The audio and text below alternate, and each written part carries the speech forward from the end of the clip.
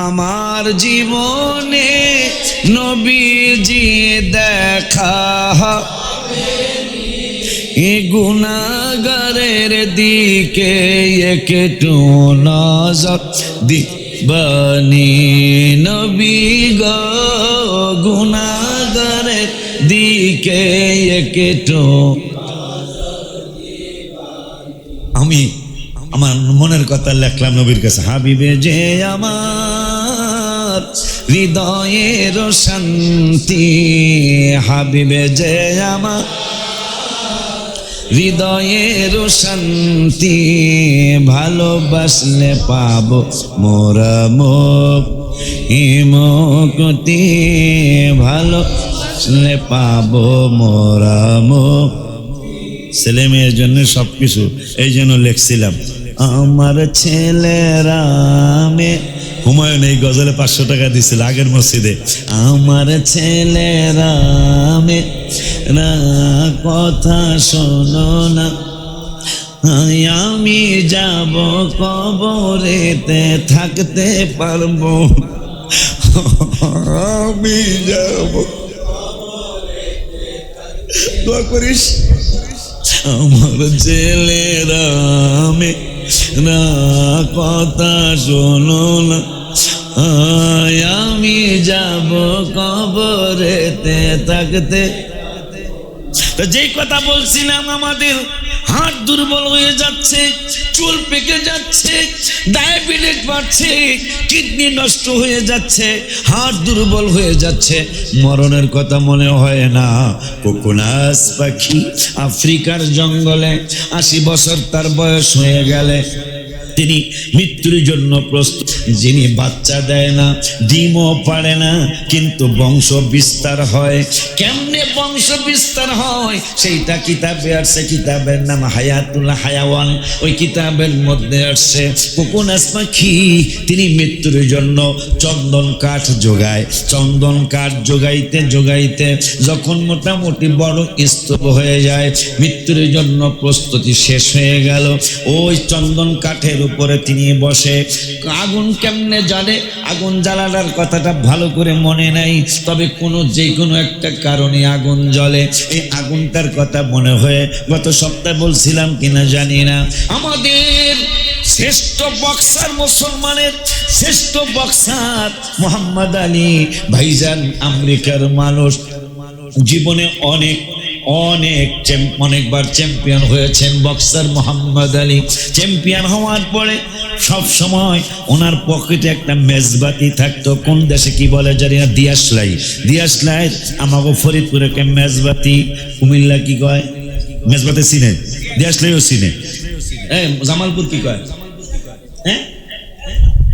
গ্যাসবাতি দিয়াশলাই মেজবাতি মোহাম্মদ আলী জীবনে অনেকবার তিনি শ্রেষ্ঠ হয়েছেন পৃথিবীর জমিনে তাকে রেফারিরা জিজ্ঞাসা করলো ভক্তরা জিজ্ঞাসা করলো গো ভাই মোহাম্মদ আলী আপনার কাছে জানতে চাই কি জানতে চাও কেন দিয়াশলাই আপনার পকেটে থাকে কেন মেজবাতি আপনার গ্যাসবাতি পকেটে থাকে মোহাম্মদ আলী সারা বিশ্বের অনেকবারের চ্যাম্পিয়ন তিনি বলতেছেন আমার অনেক সময় গুনার কাজ সামনে আসে গুনার কাজ সামনে আসলেই আমি মেজবাতিটা গ্যাসবাতিটা জ্বালাইয়া আমার ডান হাতের তালু অথবা বাম হাতের তালুর মধ্যে কয়েক সেকেন্ড ধরি আর বলি কেমন লাগে আমার মন বলে এইটা সহ্য করা সম্ভব হয় না তখন আমি বলি হে মোহাম্মদ আলীর জীবন যদি মেজবাতির আগুন তোমার সহ্য না হয় এই মেজবাতির আগুনের থেকে 70 গুণ বেশি তেজ হইল দুজকের আগুন গুনাহ করতে চাও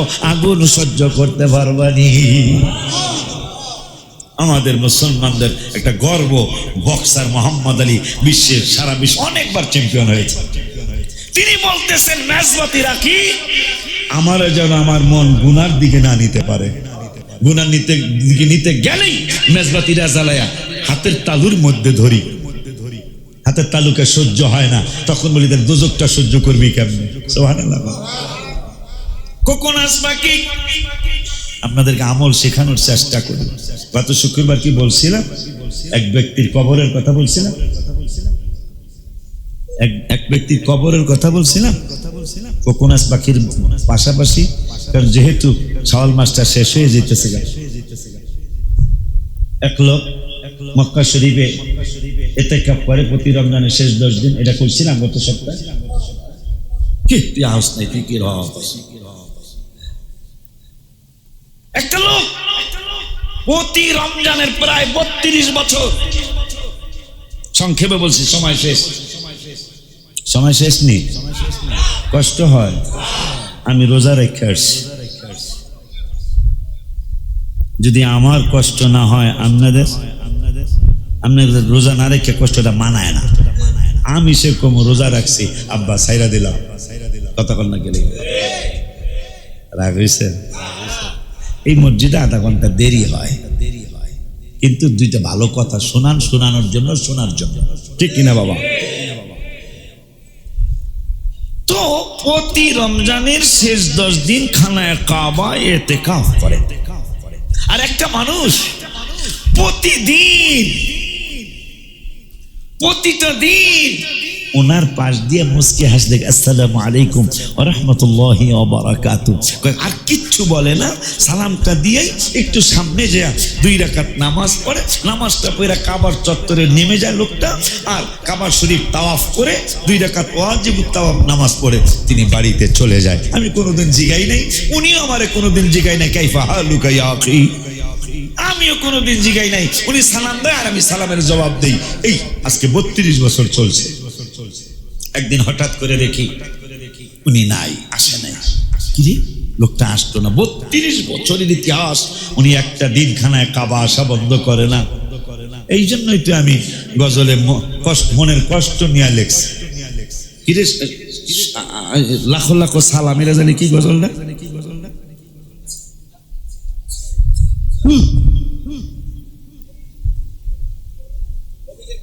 হ্যাঁ, এই তো বেলা নবীজির প্রেমে আমি পাগল হইলাম, হাবিবের প্রেমে আমি পাগল হইলাম, তাই তো জানাই তোমায় লাখো লাখো সালাম, তাই তো জানাই। বেড়া জবান খোলা রস।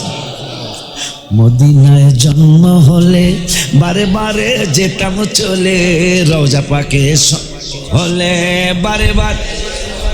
লোকটা প্রতিদিন কাবা আসে, বাড়ি ওখানে দেখকেই তো, আমাকে বাড়ি ওখানে, আমরা তো যাইতাম। এই জন্য মনের কষ্ট নিয়ে লেখছি। মদিনায় জন্ম হলে বারে বারে যেতাম চলে, মদিনায় জন্ম হলে বারে। হিসাব নিকাশ ছাড়া কত যে যাইতাম, হিসাব নিকাশ ছাড়া কত যে, তাই তো জানাই তোমায় লাখো লাখ। বাবাজিরা আমার প্রতিদিন কাবায় আসে, ওনারে একটা সালাম দেয়, সালাম দিয়া 2 রাকাত নামাজ তাওয়াফ কইরা আবার ওয়াজিব তাওয়াফ কইরা চইলা যায়। 32 বছর পর একদিন আসে নাই। মা কি হইল লোকটার? পরের দিনও আসে নাই, পরের দিনও আসে নাই, 1 সপ্তাহ। এখন দোয়া করতে চাল আমার দোস্তটা কোথায় আছে, কি অবস্থায় আছে। তাই উনি কাবায় তারাফ করতে নামছে, আর হঠাৎ করে বলছে, ভাই ভাই ভাই আপনার দোস্ত আপনারা সালাম দিছে। আমার দোস্তকে, ওই যে 32 বছর আপনিও ইতিকাফ করতেছেন, আর আপনারা সালাম দিয়া নামাজ পড়া তাওয়াফ করে যাইতো কা, উনি অসুস্থ, অনেক অসুস্থ, আপনার একটু যাইতে বলছে।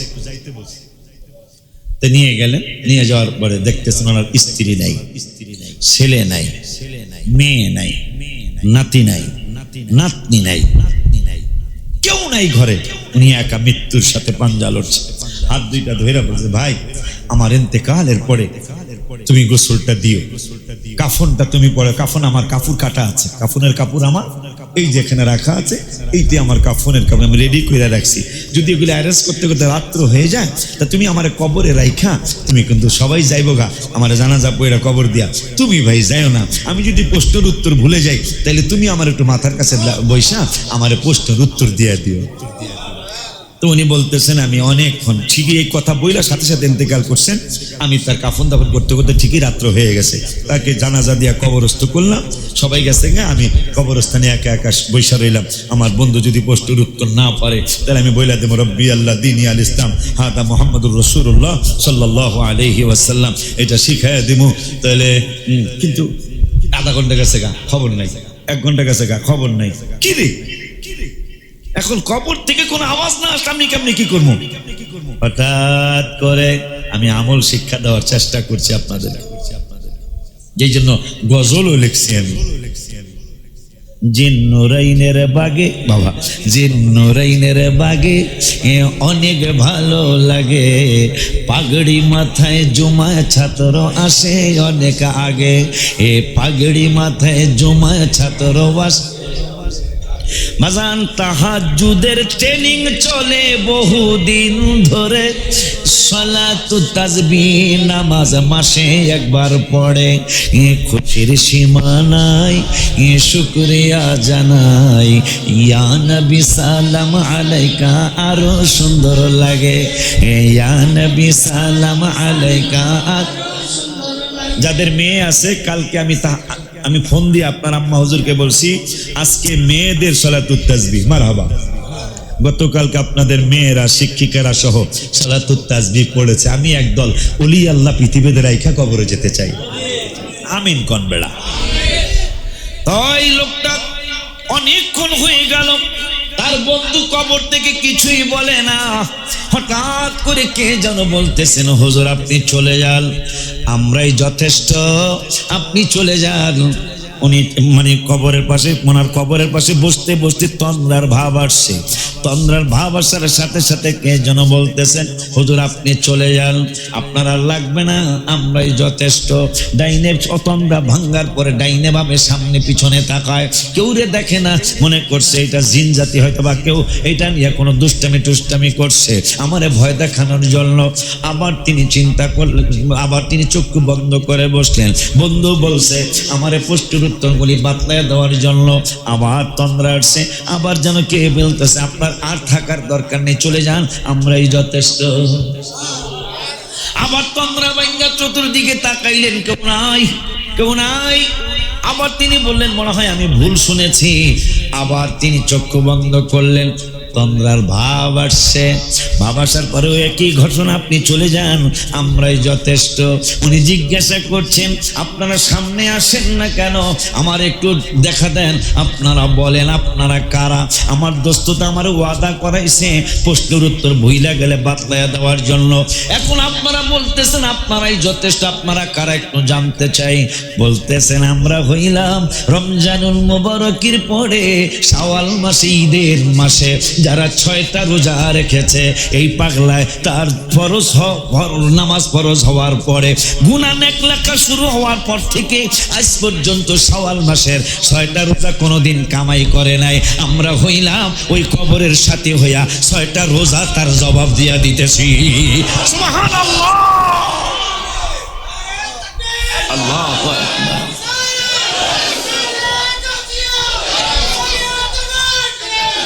আমরা হইলাম সেই 6 রোজা। আজকে আমার 74 নাম্বার। এটা কেন বলি? আপনাদের শিখার জন্য।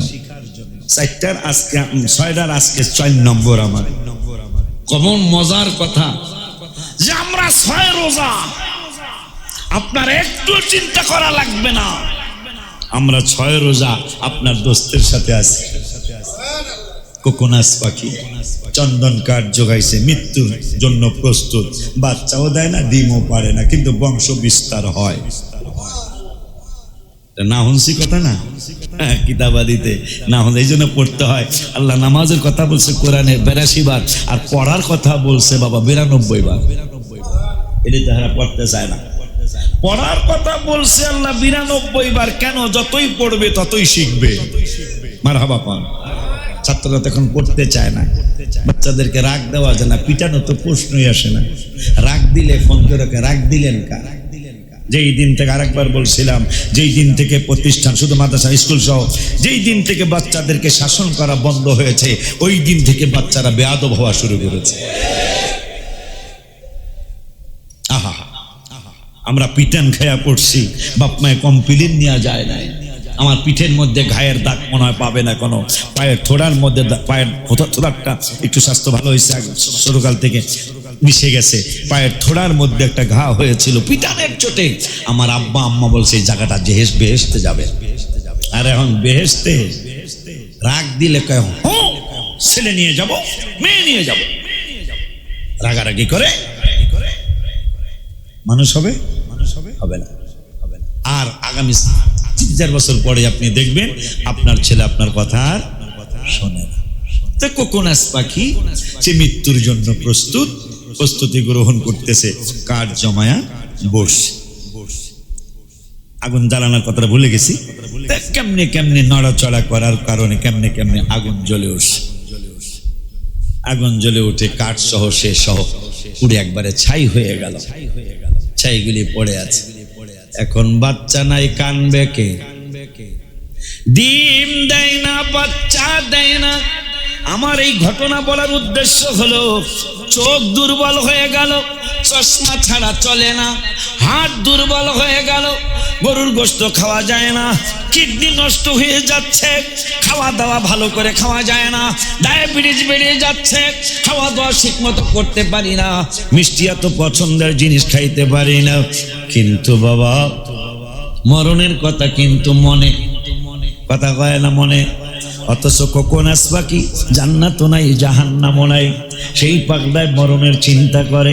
মরণের চিন্তাটা করে কোকোনাস পাখিটা চন্দন কাঠ জোগাইছে, চন্দন কাঠ জোগায়া সেই চন্দন কাঠের উপর বসে আজকে আমি মইরা যাবো, আমি আত্মাহুতি দিব। আত্মাহুতি দেওয়ার জন্য কাঠের মধ্যে বসলো, আগুন জ্বলে উঠলো। আগুন জ্বলে ওঠার পরে সে সহ কাঠ সহ পুইরা ছাই হয়ে গেল। ওই দিন হোক বা পরের দিন হোক বা তার পরের দিন হোক বা 1 মাস পরে হোক, শালিগুলি পড়ে থাকে। শালিগুলি পড়ে থাকার পরে আল্লাহ রাব্বুল আলামিনের তরফ থেকে যখন আল্লাহ দয়া কইরা বৃষ্টি দেয়, মা আদায়, আল্লাহ রাব্বুল আলামিন যখন মা আনসাব্বা, কি যেন আয়াতটা ভুলে গেলাম, কি রে, হাত্তা ইদা শা আনসারা কাল্লা লাম্মা ইয়াকদিমা আমারা ফালয়ানজুরিল ইনসানু ইলা তুআমি। আল্লাহকে তোরা খাদ্যের দিকে তাকা, আমি কেমনে তোদের খাদ্যের ব্যবস্থা করি। ফালয়ানজুরিল ইনসানু ইলা তুআমি আন্না সাবাবনাল মাআ সাব্বা। পানি বর্ষণে কোকোনাস পাখিটার দিন নাই, বাচ্চা নাই, কিন্তু বাচ্চা হবে। সুবহানাল্লাহ। অনেক দিন পরে বৃষ্টি হলো, বা ওই দিন হলো, বা তার পরের দিন হলো, বা তার 1 মাস পরে হলো। আমার ভাইরা চমৎকার করে কিতাব প্রমাণ করে, যখন বৃষ্টির ফুটাগুনি পড়ে ওই কোকোনাস পাখি, কাঠের দানা, কোকোনাস পাখি পুইরাও তার কিছু ছালি চতুর্দিকে পড়ে আছে। আপনি চিনেন না, আয় হায়, জঙ্গলার অন্য কোনো পশু পাখি চিনে না, কিন্তু বৃষ্টির আমার আল্লাহ চিনাইছে। ওই কোকোনাস পাখির ছালির মধ্যে যখন একটা বৃষ্টির ফোঁটা পড়ে, ওর ছালির মধ্যে যতগুলি বৃষ্টির ফোঁটা পড়ে ততগুলা বাচ্চা হয়ে যায়। সুবহানাল্লাহ। আল্লাহ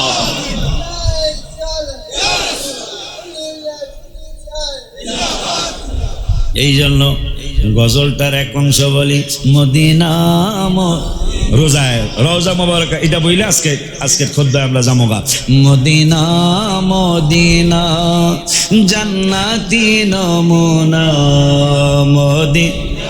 গত মাসের 7 তারিখে রওজা মোবারকের সামনে নমুনা যেথায় শাহে মদিনা যা নিও আল্লাহ যাইতে করো মেহেরবানি ও আল্লাহ যাইতে প্রতিদিন নামাজে আল্লাহর বিধান সালাম দিতে হয় নূর নবীর চরণে। নবীজির সম্মান বোঝে না শয়তানে, নবীজির সম্মান বোঝে না শয়তানে।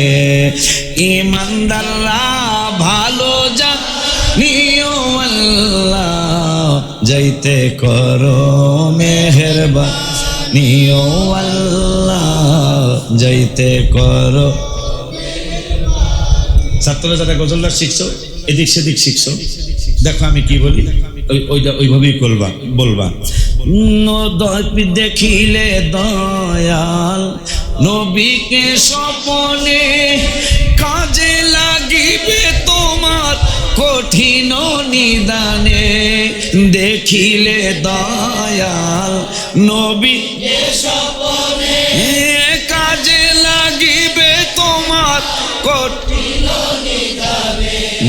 জাহান্নামের আগুন লাগিবে না বদনে, জাহান্নামের আগুন লাগিবে না বদনে।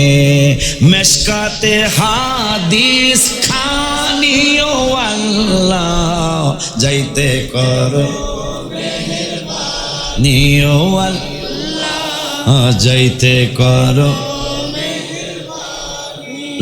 হাদিসটাও কয়ে দেই, লা তামুসুন্নারু মুসলিম, মেশকাতের 554 পৃষ্ঠায় 7 নম্বর লাইনে হাদিসটা, লা তামুসুন্নারু মুসলিমা, কোন মুসলমানকে আগুন স্পর্শ করবে না। কেন গো নবী? কয় রাআনি, আমারে দেখলে। তার কোনো সুখবর আছে তো কি? ওয়ারা আমান রাআনি, তুমি আমারে দেখতে পারো নাই, কিন্তু আমারে দেখার বহু পাগল পৃথিবীতে থাকবে, আছে। যদি তোমার দিল বলে এই মানুষটা মনে হয় আমার হাবিবের দিদার পাইছে, যদি তোমার মনটা বলে, যদি তোমার অন্তরটা বলে এই মানুষটা মনে হয় হাবিবের দিদার পেয়েছে, তাহলে ওরা আমার রানী, তাদের দিকে তাকায়ও, আগুন তোমারে ধরতে পারবে না। জান্নাতি ফেরেশতারা আসিবে নিতে, উম্মতের ফেলে নবী যাবে না জান্নাতে। দাঁড়িয়ে থাকবেন নবী আরশের ডানেতে। দলিল কয়ে দেই, হুল্লাতাম মিনাল হুলালিল জান্নাহ সুম্মা আকুমু আইয়ামিনিল আরশ। আল্লাহর হাবিবকে আমার নিতে আসবো, 70,000 ফেরেশতা জুলুস করব। আমি বলবো এখন জুলুস চলবো না।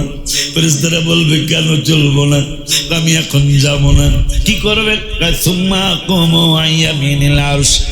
হাসান হোসেন মসজিদের জুমার মুসল্লিরা শুনে নাও, নূরে নবী সাল্লাল্লাহু আলাইহি ওয়াসাল্লাম বললেন সুম্মা কুমু আইয়ামিনিল আরশ। জান্নাতি পোশাক পরানোর পরে, হুল্লাতাম মিনাল হুলালিল জান্নাহ করার পরে, দুলার মতো সাজানোর পরে আমাকে ফেরেশতারা বলবে জান্নাতে চলুন। আপনি উদ্বোধক, আল্লাহ জান্নাত বানাইছে, কিন্তু উদ্বোধক আল্লাহ থাকেন না, আপনাকে উদ্বোধক বানাইছে, চলেন। আমি যাব না। কি করবেন? সুম্মা আকুমু আইয়ামিনিল আরশ, আমি আল্লাহর আরশের ডান পাশে তোদের উম্মতের জন্য দাঁড়ায় থাকবো। ওই কথাটাই লিখছি, দাঁড়িয়ে থাকবেন নবী আরশের ডানেতে, দাঁড়িয়ে থাকবেন নবী আরশের ডানেতে। তিরমিজি সকলে মানিও আল্লাহ যাইতে কর ওলিউল্লাহ ঘুরি শুধু নবীকে পাইতে। তাই তো যাই আমি বারবার মদিনাতে, দয়াল আল্লাহ দেখাও প্রিয় আকাকে, দয়াল ওলিউল্লাহ ঘুরি শুধু নবীকে পাই। তাই তো যাই আমি বারবার মদিনাতে, দয়াল আল্লাহ দেখাও প্রিয় আকাকে, দয়াল আল্লাহ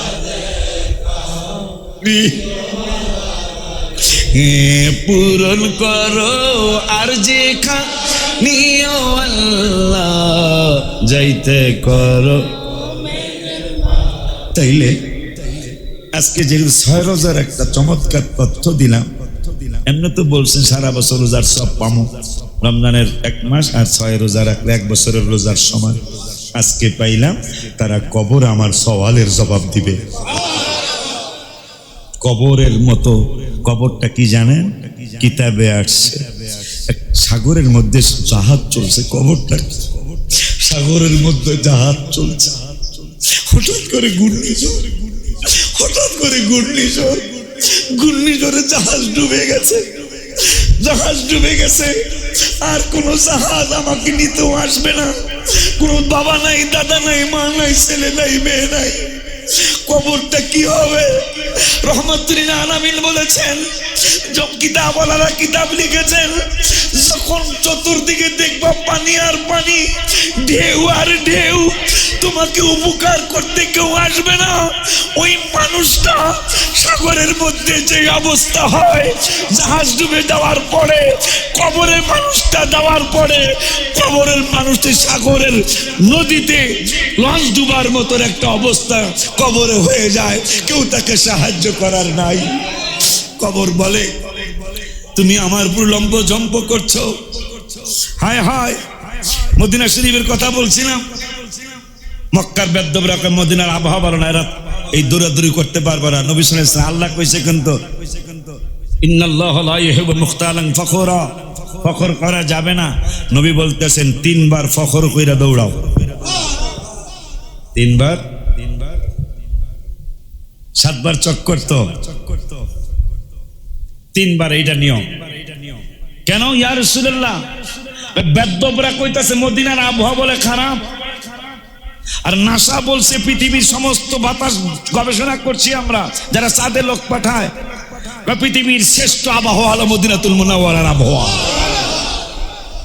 নাসা বলছে, ইহুদিদের একটা সংস্থা নাসা, অনেক বড়, নাম করা। কি যেন বলতে যাচ্ছে,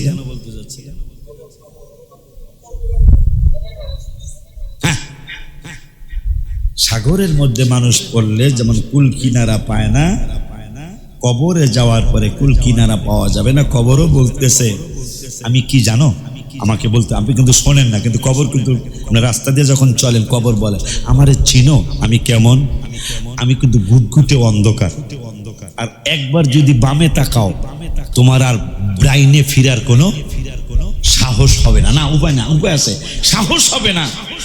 না জানি ডান দিকে বাম দিকে অবস্থা, বাম ডান দিকে না জানি কি অবস্থা। আমি সেই কবর।